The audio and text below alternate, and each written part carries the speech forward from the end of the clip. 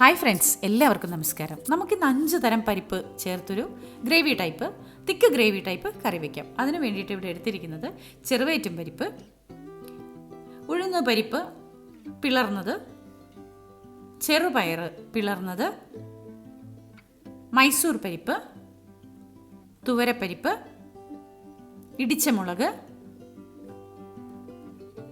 ജീരകം, സവാള, വെളുത്തുള്ളി, കായം. ഇത്രയാണ് നമ്മുടെ ഇൻഗ്രീഡിയൻസ്. നമുക്ക് ഈ പരിപ്പുകളൊന്നും ഒരിക്കലും നേരത്തെ കാലേ കൂട്ടി വെള്ളത്തിലിട്ട് വെക്കണം എന്നില്ല. വേവിക്കാൻ നേരത്തെ തന്നെ എല്ലാം കൂടി ഒന്നായി ചേർത്ത ശേഷം നന്നായി കഴുകി വാരിയിട്ട് നമുക്ക് കുക്കറിലിട്ട് 2 വിസിൽ വരുന്നത് വരെ വേവിച്ചെടുക്കേണ്ടതുണ്ട്. നേരത്തെ നനച്ച് വെക്കേണ്ട കാര്യമില്ല, കാരണം ഈ പരിപ്പൊന്നും ഒരുപാട് വെന്ത് പോകുന്ന അല്ലെങ്കിൽ വേവ് കൂടിയ പരിപ്പല്ല, വളരെ ചെറിയ വേവേ ഉള്ളൂ. അതുകൊണ്ട് എല്ലാം കൂടി ഒരുമിച്ചിട്ട് നമുക്ക് 2 വിസിലിൽ വേവിക്കാം. നന്നായി കഴുകിയെടുക്കാം. കഴുകിയെടുത്ത ശേഷം നമുക്ക് കുക്കറിലേക്ക് ഇട്ട് കൊടുക്കാം. വെള്ളം കുറച്ച് ചേർത്ത് വേണം ഇത് വേവിക്കാനായിട്ട്, കാരണം നമ്മൾ ഈ കറിയുടെ ടെക്സ്ചർ എന്ന് പറയാൻ കുറച്ച് തിക്ക് ഗ്രേവിയാണ്.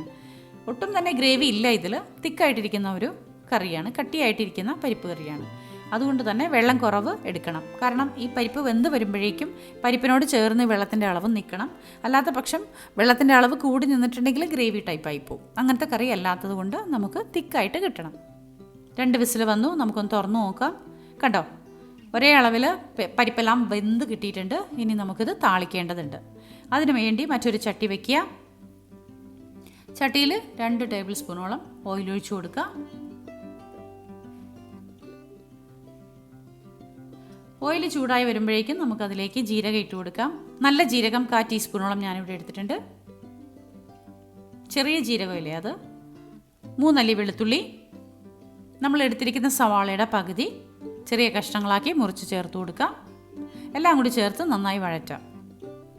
ബ്രൗൺ കളറാവുന്നത് വരെ വഴറ്റിയെടുക്കേണ്ട കാര്യമില്ല. ജസ്റ്റ് ഒന്ന് അതിൻ്റെ പച്ചമണം മാറുന്നത് വരെ മാത്രം വഴറ്റിയാൽ മതി. അതിനുശേഷം നമ്മൾ വേവിച്ച് വെച്ചിരിക്കുന്ന പരിപ്പെല്ലാം കൂടി ഇതിലേക്ക് ചേർത്ത് കൊടുക്കാം. എല്ലാം കൂടി നന്നായി മിക്സ് ചെയ്യാം.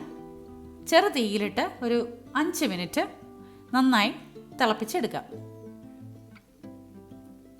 ഉപ്പ് ചേർത്ത് കൊടുക്കാം. ചെറു തീയിൽ കിടന്ന് അങ്ങനെ വേവിക്കാൻ വിട്ടിട്ട് നമുക്കിത് താളിക്കേണ്ടതുണ്ട്. താളിക്കാനായിട്ട് നമ്മൾ എടുത്ത് വെച്ചിരിക്കുന്ന ബാക്കി സവാള ഉണ്ടല്ലോ, ആ സവാള ചെറിയ കഷ്ണങ്ങളാക്കി മുറിച്ചെടുക്കാം. അപ്പോഴേക്കും ഇത് ഈ ചെറു തീയിലിരുന്ന് ഇതിൻ്റെ വെള്ളത്തിൻ്റെ അംശമൊക്കെ നന്നായിട്ട് വറ്റി വരട്ടെ.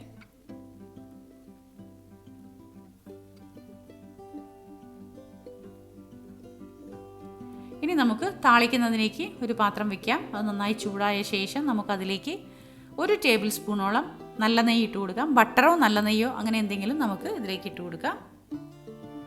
നല്ല ചൂടായ ശേഷം അതിലേക്ക് നമ്മൾ ബാക്കി എടുത്ത് വെച്ചിരിക്കുന്ന സവാള ചെറുതായിട്ട് അരിഞ്ഞിട്ട് കൊടുക്കാം. വെളുത്തുള്ളി 2 അല്ലി അതും ഇട്ട് കൊടുക്കാം. നല്ല പോലെ ഇത് ബ്രൗൺ കളറാകുന്നത് വരെ നമുക്ക് മൊരിയിച്ചെടുക്കാം.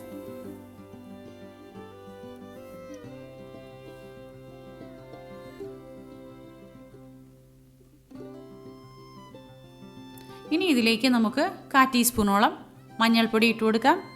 1/2 ടീസ്പൂണിലേറെ നമ്മൾ ഇടിച്ച മുളക് എടുത്ത് വെച്ചിട്ടുണ്ട്, അത് ചേർത്ത് കൊടുക്കാം. കായം 3 പിഞ്ചിട്ട് കൊടുക്കാം. എല്ലാം കൂടി ചേർത്ത് നന്നായിട്ട് മൊരിയിച്ചെടുക്കാം.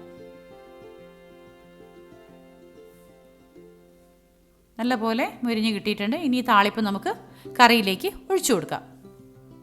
വളരെ ഈസി ആയിട്ട് ഉണ്ടാക്കാൻ പറ്റുന്നതാണ് കേട്ടോ. ഒരു 10 മിനിറ്റിനുള്ളിൽ നമുക്ക് ഈ കറി റെഡിയായി കിട്ടും. 10 മിനിറ്റും വേണ്ട, പരിപ്പ് വേവുന്ന ഒരു സമയമാണ് നമ്മൾ ഇതിനു വേണ്ടി സ്പെൻഡ് ചെയ്യുന്നത്. നല്ലപോലെ എല്ലാം കൂടി ചേർത്ത് നമുക്ക് ഒന്ന് മിക്സ് ചെയ്തെടുക്കാം. കണ്ടോ, വളരെ ടേസ്റ്റി ആയ ഒരു കറിയാണ് കേട്ടോ. 5 തരം പരിപ്പല്ലേ, 5 തരം പരിപ്പിൻ്റെ സ്വാദം ഒന്നിച്ച് ചേരുമ്പോൾ ഒരു പ്രത്യേക ടേസ്റ്റ് ഉണ്ട്. ഇത് ചപ്പാത്തിയുടെ കൂടെ കൂട്ടാൻ പറ്റുന്ന ഒരു വളരെ ടേസ്റ്റി ആയ കറിയാണ്. അപ്പോൾ എല്ലാവർക്കും ഇഷ്ടപ്പെട്ടെന്ന് വിശ്വസിക്കുന്നു. ഇഷ്ടപ്പെട്ടാൽ ലൈക്കും ഷെയറും കമൻറ്റും തരണം. സബ്സ്ക്രൈബ് ചെയ്യാത്തവരൊന്ന് സബ്സ്ക്രൈബ് ചെയ്തേക്കണം കേട്ടോ. അപ്പോൾ എല്ലാവർക്കും നല്ലത് മാത്രം വരട്ടെ. Thank you.